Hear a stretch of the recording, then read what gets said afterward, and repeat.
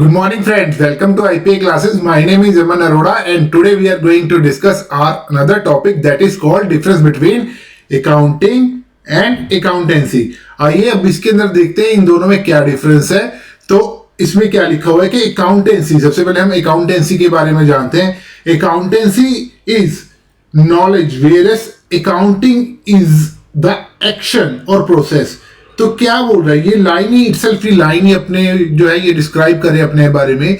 जो अकाउंटेंसी है, अकाउंटेंसी एक क्या नॉलेज है, अकाउंटेंसी ये क्या नॉलेज, नॉलेज का मतलब क्या है कि इसके एक सिस्टमेटिक सेट ऑफ प्रिंसिपल्स है, रूल्स हैं, डेबिट क्रेडिट के रूल्स है, अकाउंटिंग है, जनरल एक्सेप्टेड अकाउंटिंग प्रिंसिपल्स है, वो सब हमको पढ़ने पड़ेंगे, ठीक है। और वो पढ़ने के बाद जब उसको आप प्रैक्टिकली अप्लाई करेंगे, क्या जब अकाउंटेंसी को आप रियल लाइफ में, क्या जो आपने अकाउंटेंसी के रूल्स पढ़े हैं, यहां पे मैं लिख रहा हूं अकाउंटेंसी के रूल्स पढ़े हैं, जब उन रूल्स को अप्लाई करेंगे, आप कहां पे अप्लाई करेंगे, रियल लाइफ में अप्लाई करेंगे, कहां पे रियल लाइफ में अप्लाई करेंगे, तो क्या होगा, वो अकाउंटिंग कहलाई जाएगी। क्या कहलाई जाएगी, वो आपकी अकाउंटिंग कहलाई जाएगी। तो जो भी हम रूल्स पढ़ते हैं, जो भी सेट ऑफ प्रोसीजर्स पढ़ते हैं, वो सारे के सारे किसका पार्ट होते हैं, अकाउंटिंग अकाउंटेंसी का पार्ट होते हैं। क्या किसका पार्ट होते हैं, अकाउंटेंसी का।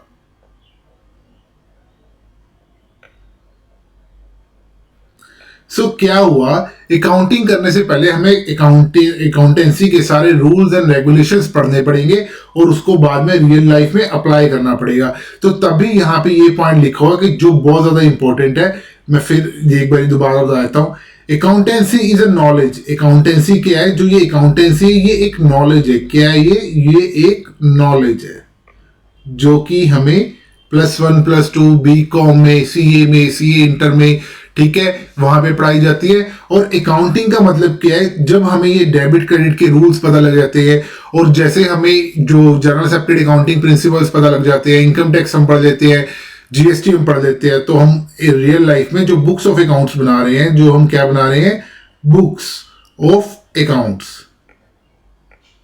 ये बना रहे हैं, इसको हम क्या बोलते हैं, अकाउंटिंग बोलते हैं। तो उसके बाद क्या लिखा हुआ है, accounting process is carried out on the basis of rules and principles. जो अकाउंटेंसी है, जो लिखा हुआ है, उसने बोला है कि जो अकाउंटिंग का जो बेस है वो अकाउंटेंसी है, ठीक है ना। तो जो बेस है हमारा वो क्या है, यहां पे मैं लिख रहा हूं, जो बेस है हमारा, जो बेसिक है हमारा, ठीक है, जो बेसिक है वो क्या है, अकाउंटेंसी। और अकाउंटेंसी को पढ़ने के बाद हमने क्या करना है, उन रूल्स को, जो सेट ऑफ रूल्स हैं और प्रिंसिपल्स हैं जो ये लिखे हुए हैं, इन रूल्स और प्रिंसिपल्स के बेसिस पे हमने अकाउंटिंग प्रोसेस को करना है। जैसे कि अभी हम डिस्कस कर रहे हैं अकाउंटिंग और अकाउंटेंसी का डिफरेंस क्या है। तो देखिए यहाँ पे मैंने एक लाइन लिखी हुई है, यहाँ पे इसको अगर आप देखेंगे तो आपको पता लगेगा, इन नटशेल क्या लिखा हुआ है, वी कैन से दैट, क्या कह सकते हैं हम, अकाउंटेंसी का मतलब क्या है, theoretical knowledge of accounting rules. क्या, theoretical knowledge of accounting rules. जब हम अकाउंटिंग रूल्स की या अकाउंटिंग को जब हम पढ़ते हैं और उसकी थ्योरेटिकल नॉलेज लेते हैं, डेबिट क्रेडिट क्या होता है, जनरल एक्सेप्टेड अकाउंटिंग प्रिंसिपल्स क्या होते हैं, लेजर्स क्या होते हैं, तो उसको हम अकाउंटेंसी कहते हैं। लेकिन whereas when we apply, जब हम अप्लाई करते हैं theoretical knowledge into the practical life, ये बड़ी इंपॉर्टेंट पॉइंट है, जब हम किसी भी थ्योरेटिकल नॉलेज को प्रैक्टिकल लाइफ में यूज करते हैं, किस में यूज करते हैं, प्रैक्टिकल लाइफ में यूज करते हैं, this is the application of accounting. This is the application of accounting. यानी जब हम थ्योरेटिकल नॉलेज को रियल लाइफ में यूज करते हैं तो उसको अकाउंटिंग कहते हैं या एप्लीकेशन ऑफ अकाउंटिंग कहते हैं। तो आई होप आपको अकाउंटिंग और अकाउंटेंसी में डिफरेंस पता लग गया होगा। आइए अब हम देखते हैं इसको, इसका डिटेल डिस्कशन करते हैं इसके बारे में। अब अकाउंटिंग इंफॉर्मेशन देखो, अकाउंटिंग जो भी हम करते हैं, अकाउंटेंसी और अकाउंटिंग हमने पढ़ लिया। जो हम अकाउंट्स बनाते हैं या जो हम अकाउंटिंग करते हैं, उससे हमें किस तरह की इंफॉर्मेशन मिलती है, उससे हमें किस तरह की इंफॉर्मेशन मिलती है, तो वो हमने पढ़ना है। और उस इंफॉर्मेशन में क्या क्या कवर होता है। तो आइए, ये बड़ा इंपॉर्टेंट टॉपिक है कि इंफॉर्मेशन जो हमें अकाउंटिंग से मिलती है वो कौन कौन सी इंफॉर्मेशन मिलती है, ठीक है। तो टाइप ऑफ अकाउंटिंग इंफॉर्मेशन, तो अकाउंटिंग इंफॉर्मेशन में किस किस तरह की इंफॉर्मेशन मिलेगी। Accounting information refers to financial statement generated through the book keeping process. क्या इट रेफर्स टू क्या, फाइनेंशियल स्टेटमेंट्स। फाइनेंशियल स्टेटमेंट्स में क्या आता है, आपका बैलेंस शीट आती है, प्रॉफिट एंड लॉस अकाउंट आता है। क्या क्या आता है फाइनेंशियल स्टेटमेंट में, balance sheet, and profit and loss account. तो इसने क्या बोला है, जो टाइप ऑफ अकाउंटिंग इंफॉर्मेशन है उसमें क्या है कि accounting information refers to financial statement generated through the process of book keeping. यानी जो बैलेंस शीट और प्रॉफिट एंड लॉस अकाउंट है ये ऐसे तो बनेगा नहीं। पहले क्या करेंगे हम, पहले हम बुक कीपिंग करेंगे। सबसे पहले इंफॉर्मेशन जो है अकाउंटिंग की, सबसे पहले हम क्या करेंगे, कोई भी ट्रांजैक्शन होगी उनकी बुक कीपिंग करेंगे, उनको बुक्स में रिकॉर्ड करेंगे, उनकी बुक कीपिंग होगी। देखिए अभी तक हमने देखा है कि अकाउंटिंग और अकाउंटेंसी में क्या डिफरेंस है। अब हम आगे देखने जा रहे हैं कि टाइप ऑफ अकाउंटिंग इंफॉर्मेशन क्या है, टाइप ऑफ अकाउंटिंग इंफॉर्मेशन क्या है। तो आइए देखते हैं। सबसे पहले तो अकाउंटिंग का मतलब एक बार रिवाइज कर लेते हैं। अकाउंटिंग का सिंपल मतलब क्या था कि बुक्स और अकाउंट्स को मेंटेन करना, ठीक है, और उससे मीनिंगफुल इंफॉर्मेशन को लेना और उसके बाद इंपॉर्टेंट डिसीजंस को लेना। क्या उसके बाद जो ओनर्स हैं उस इंफॉर्मेशन से इंपॉर्टेंट डिसीजंस ले सके। तो उसमें इंपॉर्टेंट डिसीजंस क्या होते हैं, नंबर एक, क्या हम बिजनेस को कंटिन्यू कर सकेंगे, क्या हमें बिजनेस को कंटिन्यू रखना चाहिए, अगर प्रॉफिट हो रहा है तो रखना चाहिए, अगर प्रॉफिट नहीं हो रहा तो नहीं रखना चाहिए। तो दूसरा पॉइंट वही हो गया, कैसे कि आपको प्रॉफिट या लॉस हो रहा है बिजनेस में, तो अगर प्रॉफिट हो रहा है तो कितना हो रहा है, लॉस हो रहा है तो कितना हो रहा है, बिजनेस को कंटिन्यू रखना चाहिए। और बिजनेस की क्या पोजिशनल स्टेटमेंट है, जैसे कि बिजनेस में कितनी प्रॉपर्टी है, यानी बिजनेस के पास कितना अपना कैश, कितना अपने पास है, बैंक कितना है, प्लांट एंड मशीनरी बिजनेस के नाम पे कितनी है, बिल्डिंग अगर कोई है बिजनेस की तो वो कितने की है अगर है तो, प्लस बाद में लोन्स वगैरह, अगर बिजनेस में कोई लोन्स ले रखे हैं हमने, लोगों के पैसे लगवाए हुए हैं तो वो लोन्स कितने हैं और हमारे कितने पैसे लगे हुए हैं। तो ये सारी चीजों के बारे में हमें पता होना चाहिए। तो ये तीन बेसिक इंपॉर्टेंट इंफॉर्मेशन हैं जो हमें अकाउंटिंग जो है अकाउंटिंग हमें देती है, अकाउंटिंग हमें प्रोवाइड करती है। आइए इसके बारे में मैंने कुछ नोट्स बनाए हुए हैं तो वो भी हम डिस्कस करते हैं। तो सबसे पहले आ गया टाइप ऑफ अकाउंटिंग इंफॉर्मेशन। जैसे कि मैं आपको भी बता चुका हूं कि भाई आपने क्या करना है अकाउंटिंग इंफॉर्मेशन में, क्या रेफर्स टू फाइनेंशियल स्टेटमेंट, क्या जो फाइनेंशियल स्टेटमेंट्स जनरेट होती है through the process of book keeping. Book keeping करने के बाद, जर्नल एंट्रीज करने के बाद हम फाइनेंशियल स्टेटमेंट्स बनाते हैं, जिसके अंदर क्या आता है, balance sheet, profit and loss account आता है, वो बनाना है, ठीक है। और उसके बाद क्या है, जो ये हम फाइनेंशियल पोजीशंस हैं या फाइनेंशियल स्टेटमेंट्स हैं हमें यूज करते हैं, use of which helps the user to right the decision. तो यानी अकाउंटिंग इंफॉर्मेशन जो होती है उसमें हम फाइनेंशियल स्टेटमेंट्स बनाते हैं और वो जो इंफॉर्मेशन फाइनेंशियल स्टेटमेंट से हमें मिलती है उससे क्या होता है कि जो यूजर्स होते हैं, कौन कौन से होते हैं, जैसे हो गया कि ओनर हो गया, डेटर हो गया, क्रेडिटर हो गया, गवर्नमेंट होगी या हमारी ट्रेड यूनियंस होगी, ये डिसीजंस लेती हैं कि हमें आगे बिजनेस कंटिन्यू करना है नहीं करना है, जो मैंने आपको ऊपर बताया है। The financial statement so generated, उसके देखिए तीन तरह की फाइनेंशियल स्टेटमेंट है, तीन तरह की फाइनेंशियल स्टेटमेंट है जो हमें बहुत इंपॉर्टेंट है हमारे। नंबर एक क्या है, एक पोजिशनल स्टेटमेंट होती है हमारी, कौन सी होती है स्टेटमेंट, पोजिशनल,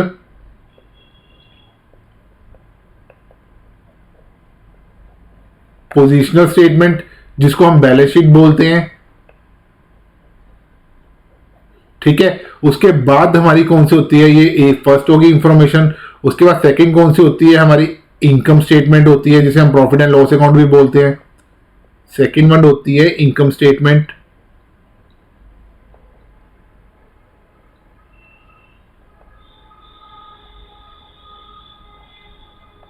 और थर्ड वन जो होती है वो होती है हमारी कैश फ्लो से रिलेटेड।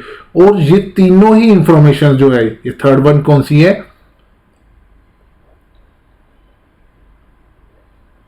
Cash flow statement.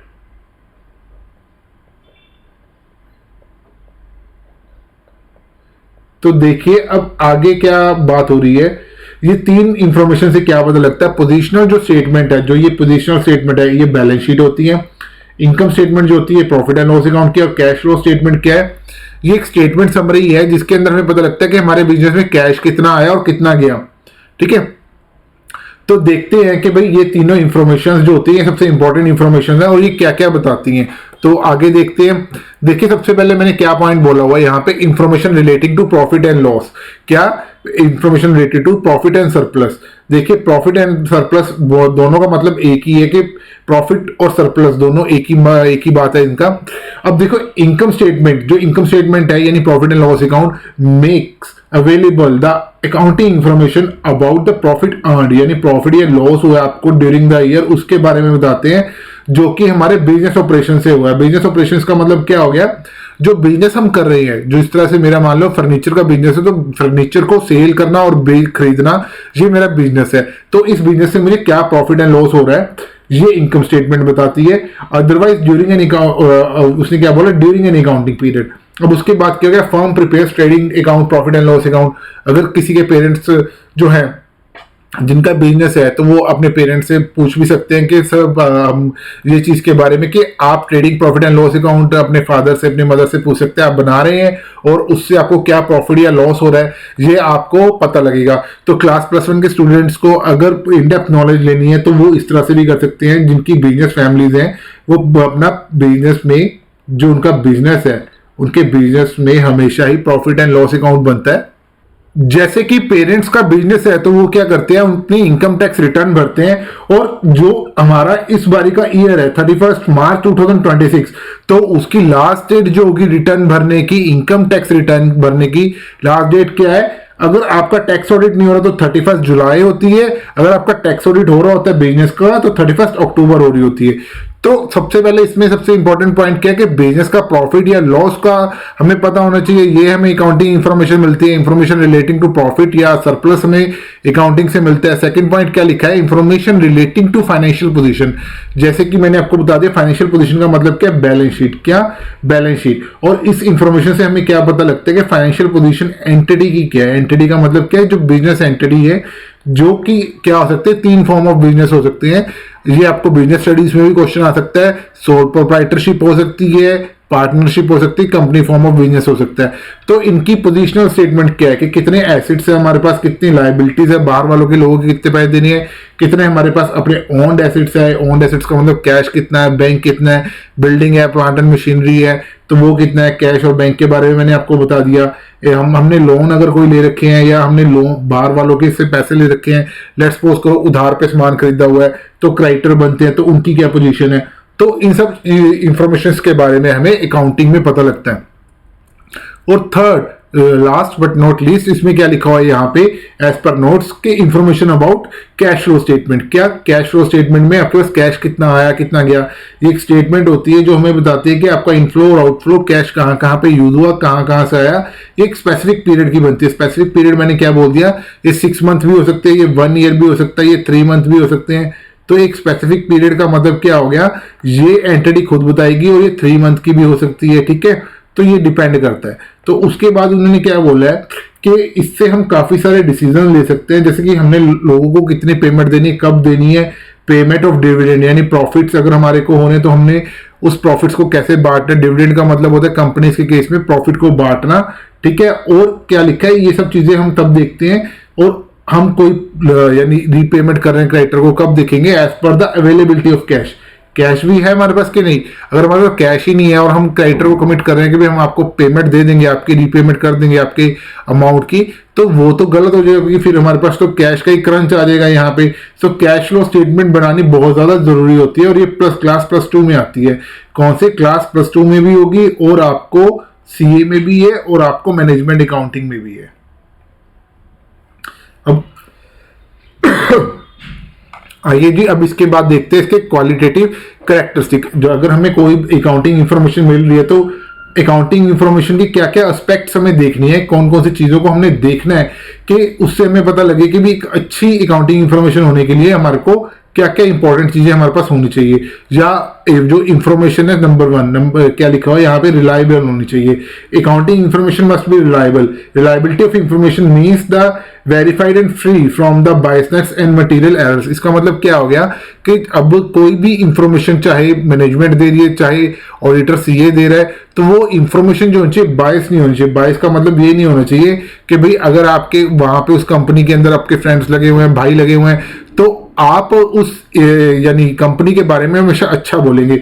आपने ट्रू एंड फेयर पिक्चर देनी है। क्या, आपने हमेशा true and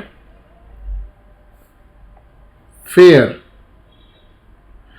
true and fair, हमेशा ट्रू एंड फेयर इंफॉर्मेशन देनी है। इसका मतलब क्या हो गया, अकाउंटिंग डिपार्टमेंट का ये एक क्या है, रिस्पॉन्सिबिलिटी रहती है कि जो भी इंफॉर्मेशन दे वो ट्रू एंड फेयर दे, और जो भी इंफॉर्मेशन वो दे रही है वो वेरीफाइड होनी चाहिए, वेरीफाइड फ्रॉम द यानी seniors, verified from the chartered accountant, अगर आपका टैक्स ऑडिट हो रहा है तो ठीक है, और मटेरियल एरर्स कम से कम हो। Although as a human being हमसे कुछ क्लरिकल एरर्स तो हो सकती है, पर ट्राई करें कि एरर कम से कम हो और ना ही हो, ठीक है। और उसके बाद क्या है, रिलायबिलिटी के बाद रेलेवेंस। रेलेवेंस में क्या है, accounting information must be relevant होनी चाहिए टू यूज। इसका मतलब क्या है कि आप जो अकाउंटिंग इंफॉर्मेशन दे रहे हो वो 10 साल पुरानी ना दे रहे हो, करंट इंफॉर्मेशन दे, रेलेवेंट इंफॉर्मेशन दे। आपकी जो बिजनेस है, ठीक है, वो है मान लो शूज का, लेकिन आप अपने बिजनेस को कंपेयर कर रहे हैं किसके साथ, अपने कॉम्पिटिटर के साथ ना करके आपने किसी और पर्सन के साथ जिसका स्ट्रीट शॉप का काम है उसके साथ कंपेयर कर रहे हैं, तो वो गलत है। रेलेवेंट का मतलब है कि जो लेटेस्ट इंफॉर्मेशन हो उसके वो आपको इंफॉर्मेशन मिले अकाउंटिंग से, क्योंकि तभी वो आपके काम आएगी। और आप अगर किसी से के साथ अपनी इंफॉर्मेशन शेयर भी कर रहे हैं, एक्सचेंज भी कर रहे हैं, तो वो सेम बिजनेस में हो, ठीक है। Information is relevant if it meets the needs of the user, यानी यूजर कुछ कहते हैं, यूजर का मतलब क्या हो गया, जो ओनर हो गया या गवर्नमेंट होगी। अगर गवर्नमेंट आपसे कहती है कि हमें क्या चाहिए, जीएसटी के साथ साथ टीडीएस की डिटेल भी चाहिए, तो आप उसको टीडीएस की डिटेल दें और जीएसटी की डिटेल दें। ये ना हो कि आप परचेज की डिटेल दे दें, यानी जिस पर्सन ने जो चीज आपसे मांगी है आप वो ही इंफॉर्मेशन अगर आप उसको देंगे, अकाउंटिंग अगर वही इंफॉर्मेशन देगा तभी ये सही रहेगा, तभी यानी आप उस इंफॉर्मेशन का प्रॉपर यूज कर सकते हैं। नेक्स्ट अब हम देखते हैं उसके अंदर आगे क्या लिखा हुआ है, थर्ड पॉइंट क्या लिखा हुआ है। थर्ड पॉइंट लिखा हुआ है कि अंडरस्टैंडेबिलिटी। अगर आपको कोई इंफॉर्मेशन मिल रही है, लेट्स सपोज करते हैं आपके क्लास पर्सन के मार्क्स हम देखते हैं, अगर आपको मार्क्स अगर आपको नहीं मिलते हैं, ठीक है ना, और आपको अगर मार्क्स मिलते हैं और वो मार्क्स जो मिल रहे हैं वो किसी उस लैंग्वेज में, स्पेनिश लैंग्वेज में मिल रहे हैं, या आपको जो आपकी परफॉर्मेंस रिपोर्ट है वो इंग्लिश को ना छोड़कर आपको स्पेनिश में मिल रही है, इटली में इटालियन में मिल रही है, ठीक है ना, तो वो तो अंडरस्टैंडेबिलिटी रहेगी ना। आपको अंडरस्टैंडेबिलिटी इसी तरह से करनी है कि इंफॉर्मेशन जो हो वो इजीली पढ़ सके, जो फाइनेंशियल स्टेटमेंट है वो इस मैनर में प्रेजेंटेड हो कि उससे क्या हो, easy to understand and easy to compare. हम उस इंफॉर्मेशन को, उस बैलेंस शीट को, प्रॉफिट एंड लॉस अकाउंट के को जो बिजनेस का है उसको कंपेयर कर सके, उसे समझ सके, उसमें हमें पता लगे कि भाई बैलेंस शीट में कहाँ पे एसेट्स आते हैं, कहाँ पे लायबिलिटीज आते हैं, तो इसका फॉर्मेट जो है वो प्रॉपर होना चाहिए। तो तभी कंपनीज एक्ट 2013 ने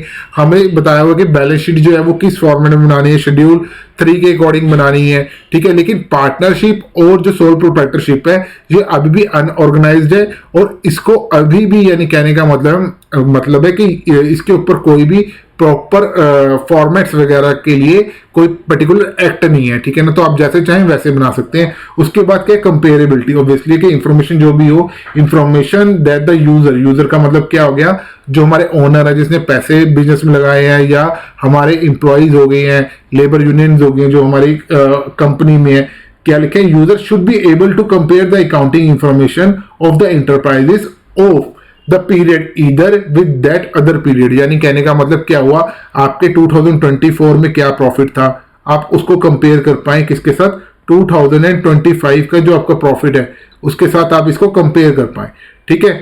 तो तभी अगर आप इसको कंपेयर करेंगे तो ये सेम जो रूल्स एंड रेगुलेशन 2024 में लगे हुए थे वो ही 2025 में लगेंगे, तभी आप कर सकोगे। अगर मान लो 2025 में आपका क्या आ रहा है, आपको लॉस बाय फायर हुआ या लॉस बाय थेफ्ट हुआ, और आपको इस साल में लॉस आ रहा है, लेट्स सपोज करो इस साल में आपको क्या आ रहा है, लॉस आ रहा है, और इस साल में प्रॉफिट आ रहा है, बट आपने ये नहीं देखा कि इस साल में जो 2025 है, जो 2025 है, यहां पे आपको लॉस इस करके हो रहा है क्योंकि आपको लॉस बाय फायर या लॉस बाय थेफ्ट हुआ था।